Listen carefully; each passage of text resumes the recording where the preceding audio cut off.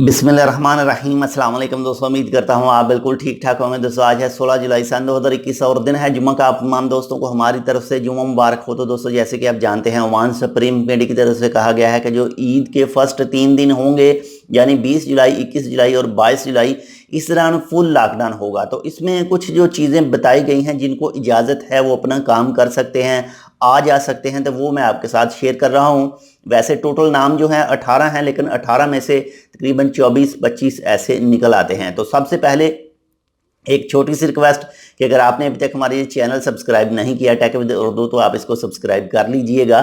Free है, बिल्कुल कोई पैसा नहीं लगता, ताकि आपके पास जैसे ही मैं कोई न्यू वीडियो अपलोड करूं आपके पास नोटिफिकेशन पहुंचे। तो उसके साथ में एक बेल आइकन है, उसे भी प्रेस करके ऑल नोटिफिकेशन सेलेक्ट कर लीजिएगा।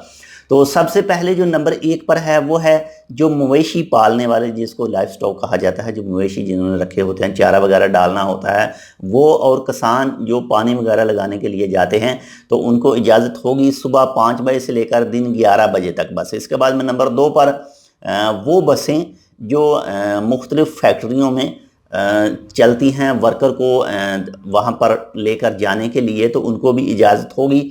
इसके बाद में नंबर 3 पर जो वो गाड़ियाँ जो सरकारी इदारों में सामान पहुँचाती हैं, जैसे बेकरी हो गई, बेकरी के हवाले से सामान हो गया, लॉन्ड्री के हवाले से हो गया, ख़ासकर जो हॉस्पिटलों के साथ जिनके कॉन्ट्रैक्ट हैं वो गाड़ियाँ भी चल सकती हैं 20 से 22 जुलाई जो फुल लॉकडाउन है इस दौरान। इसके बाद में नंबर 4 पर होटल और इनके जो वर्कर हैं, रेस्टोरेंट नहीं होटल जहां पर लोग ठहरते हैं, वो और इनके जो वर्कर हैं वो भी आ जा सकते हैं। इसके बाद में नंबर 5 पर टायर और गाड़ी सही करने की जो दुकानें हैं, जो शॉप हैं, जो पेट्रोल स्टेशन के ऊपर मौजूद होती हैं, उनको भी इजाज़त होगी फुल लॉकडाउन के अंदर काम करने की। इसके बाद में नंबर 6 पर बैंक सेक्टर में जो शिफ्ट वर्कर हैं, जो शिफ्ट के ज़रिए काम करते हैं, तो उनको भी इजाज़त होगी आने जाने की, वो भी काम कर सकते हैं। इसके बाद में नंबर 7 पर वो दुकानें जो पंप वगैरह सही करती हैं, मोटरें सही करती हैं, फ़रोख्त करती हैं,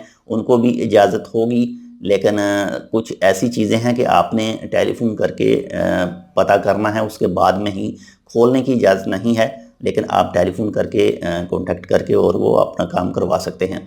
इसके बाद में नंबर 8 पर बिजली का सामान और सैनिटरी सामान, ये दुकानों को भी इजाज़त होगी, लेकिन टेलीफोन पर खोलने की इजाज़त नहीं है। टेलीफोन करें और जो भी आपको टेलीफोन करता है उसे सामान दें और उसके बाद में बंद कर दें।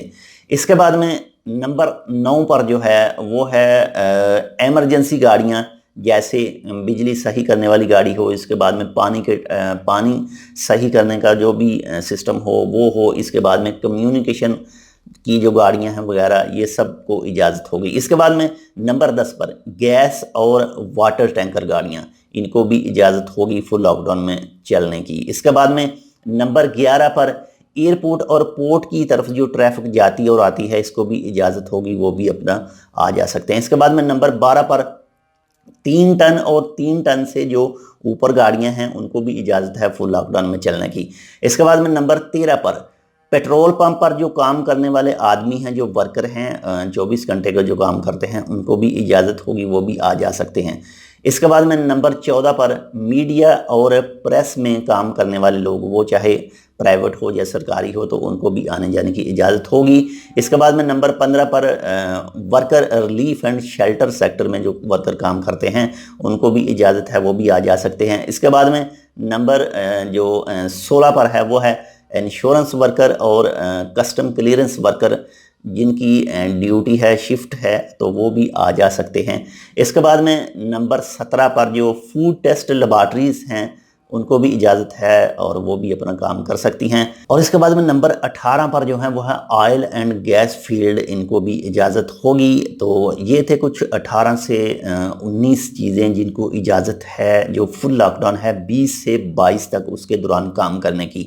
लेकिन फिर भी आपको कोई डाउट हो, कोई शक हो, तो इस हेल्पलाइन पर आप कॉल करके मज़ीद तफसीलात भी हासिल कर सकते हैं। तो इंशाल्लाह मिलते हैं आपसे आज दूसरी वीडियो के साथ, तब तक के लिए अल्लाह हाफिज़।